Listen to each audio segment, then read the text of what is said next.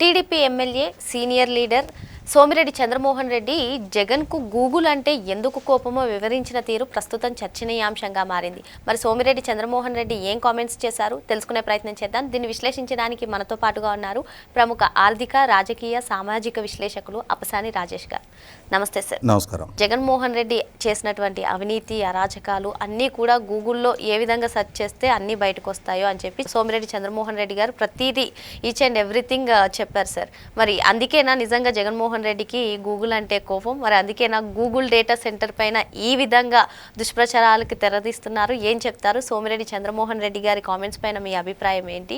అదేవిధంగా Google data centre పైన వస్తున్నటువంటి విమర్శల పైన మీ అభిప్రాయం ఏంటి సార్? అంటే ఇవాళ వైసీపీ పార్టీకి సంబంధించిన సోషల్ మీడియా కార్యకర్తలు ఇవాళ గూగుల్ డేటా సెంటర్ గురించి చేసే విమర్శలు, ఆ విమర్శలను వాళ్ళు పోస్ట్ చేసేది కూడా వాళ్ళ ఆండ్రాయిడ్ ఫోన్స్లోనే. అంటే వాళ్ళు వినియోగించుకుంటున్న పరిజ్ఞానం కూడా గూగుల్దే.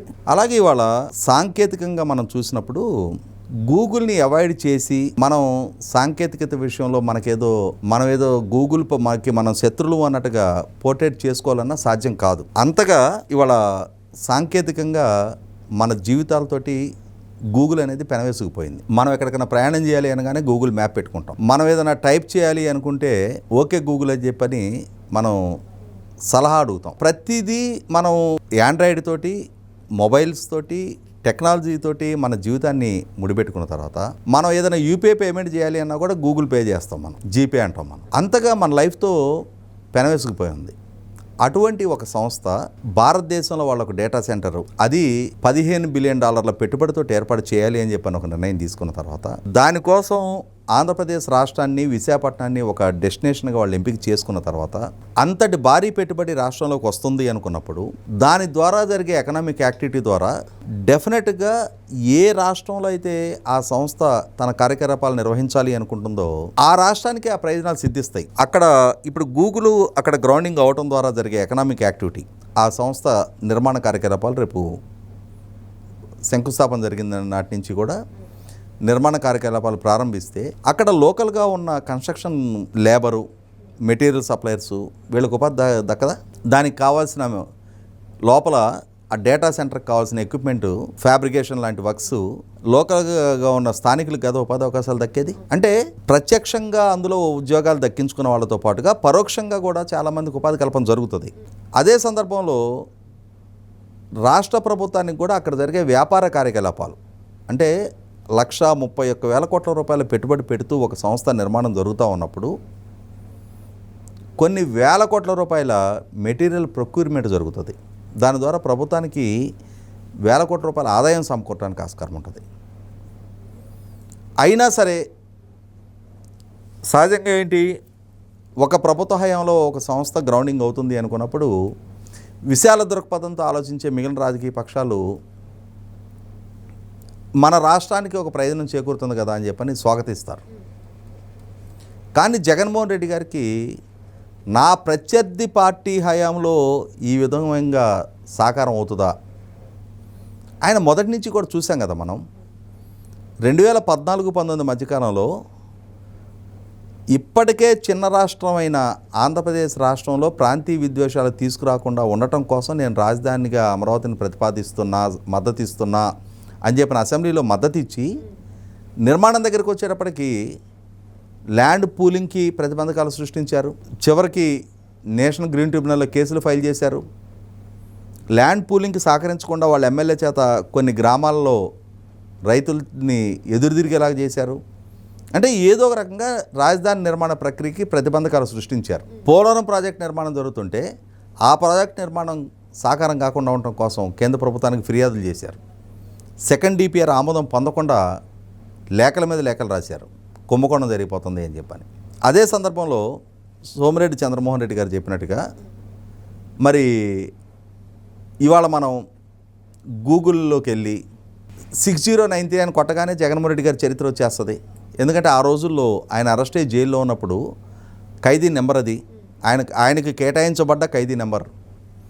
అలాగే రాజ్ ఆఫ్ కరప్షన్ అని ఆ రోజుల్లో చంద్రబాబు నాయుడు గారు నేతృత్వంలో ఒక బుక్ పబ్లిష్ చేసి రాజశేఖర రెడ్డి గారి పాలన మీద, ఆయన పాలనలో జరుగుతున్న వ్యవస్థల విధ్వంసం మీద, ఆయన పాలనలో జరుగుతున్న ఆశ్రిత పక్షపాతం మీద పాలకుడిగా రాజశేఖర రెడ్డి గారు కార్పొరేట్ సంస్థలకు లబ్ధి చేకూర్చడం, ఆ కార్పొరేట్ సంస్థలు లంచాల రూపంలో జగన్మోహన్ రెడ్డి గారి సంస్థలో పెట్టుబడులు పెట్టడం, వీటిని ఎస్టాబ్లిష్ చేస్తూ ఆ రోజుల్లో రాజ్ ఆఫ్ కరప్షన్ అని ఒక బుక్ పబ్లిష్ చేశారు. ఇవాళ నెట్లోకి వెళ్ళి రాజ్ ఆఫ్ కరప్షన్ అని కొట్టగానే జగన్మోహన్ రెడ్డి గారి చరిత్ర మొత్తం వెలుగులోకి వస్తూ ఉంది.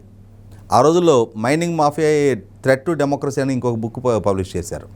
వీటన్నిటి వెనక అంతిమ దోపిడీదారుడిగా జగన్మోహన్ రెడ్డి గారు ఉన్నారు. అది సిబిఐ నిర్ధారణ చేసి 11 ఛార్జ్షీట్ రూపంలో న్యాయస్థానం దృష్టికి తీసుకొచ్చి 16 నెలలు ఆయన జైల్లో పెట్టి ఆయనకి బెయిల్ వచ్చి 12 సంవత్సరాల 23 రోజులుగా బెయిల్ మీద తిరగలుగుతూ ఉన్నాడు.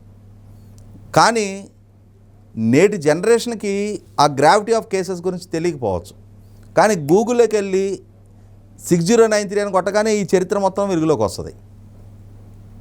మరి సహజంగానే ఇంతటి సమాచారాన్ని సంక్షిప్తం చేసి ప్రజలకు అందిస్తున్న గూగుల్ మీద కడుపు మంట ఉంటుంది. ఉన్నా ఏం చేయలేవు, గూగుల్ విశ్వవ్యాప్తం. ఇవాళ అటువంటి గూగుల్ రాష్ట్రానికి వస్తే జీర్ణించుకోలేకపోతున్నారు. పర్యావరణ ఉల్లంఘన జరుగుతూ ఉంది, పెట్టుబడులకి తగినంతటి జాబులు రావు, దీన్ని ఏదో ఆర్భాటంగా ప్రచారం చేసుకుంటారేంటి అని ఒక పక్క చెప్తున్నారు. ఇంకో పక్క ఏమో అసలు ఇవన్నీ కూడా ఆయన హయాంలోనే జరిగిన ఒప్పందాలే, అదానికి ఆ రోజుల్లోనే కేటాయింపులు జరిగినాయి అంటున్నారు. అంటే ఒక కన్ఫ్యూజ్డ్ స్టేట్లో వాళ్ళు ఉన్నారు. క్రెడిట్ ప్రభుత్వానికి ఆపాదించడం ఇష్టం లేదు, అలా అని చెప్పని తమ క్రెడిట్ని వదులుకోవటం కూడా ఇష్టం లేదు. అంటే ఇక్కడ అండు క్రెడిట్ అంటారు, తాము చెయ్యని దానికి క్రెడిట్ తీసుకోవాలి అని చెప్పని ఒక తాపత్రయం. అదే సందర్భంలో కొంచెం బోల్డ్గా అరే ప్రభుత్వం మంచి పెట్టుబడి రాబట్టగలిగింది, మన రాష్ట్రానికి లబ్ధి చేకూరుద్ది, మన యువతకు ఉపాధి కల్పన జరుగుద్ది, ఒకవేళ ఆ ఒప్పందాలు ఏదైనా లోపాలున్నా వాళ్ళకి ఇస్తున్న వెసులుబాట్ల విషయంలో ఏదైనా ఉదారంగా పోతున్నారన్న ప్రభుత్వాన్ని హెచ్చరించవచ్చు. కానీ అసలు ఈ ప్రతిపాదనే దండగమారి ప్రతిపాదన, రాష్ట్రానికి నష్టదాయకమైన ప్రతిపాదన, పర్యావరణ ఉల్లంఘన జరుగుద్ది, కరెంటు అంత ఖర్చు చేస్తారు ఎంత ఖర్చు చేస్తారంటే వాళ్ళు ఖర్చు చేసిన కరెంటుకు మనం ఏమైనా డబ్బులు కడుతున్నామా? వాళ్ళు ఖర్చు చేసుకున్న కరెంటుకు వాళ్ళే డబ్బులు కట్టుకుంటారు. విద్యుత్ తయారీ సంస్థలకు ఒక మంచి వినియోగదారుడు దక్కినట్టు అవుద్ది, ఒక బల్క్ వినియోగదారుడు దక్కినట్టు అవుద్ది విద్యుత్ తయారీ సంస్థలకి. జగన్మోహన్ రెడ్డి గారు కూడా ఒక విద్యుత్ తయారీదారుడే కదా. దానివల్ల పైగా వాళ్లే క్యాప్టివ్ కన్వెన్షనల్ ఎనర్జీ వాళ్ళే తయారు చేసుకుంటారని చెప్తారు, నాన్ కన్వెన్షనల్ ఎనర్జీ వాళ్ళే తయారు చేసుకుంటారంటున్నారు. దానివల్ల మనకు వచ్చే నష్టం ఏం లేదు. మన దగ్గర 100 మందికే ఉద్యోగాలు వస్తాయి అనుకుందాం.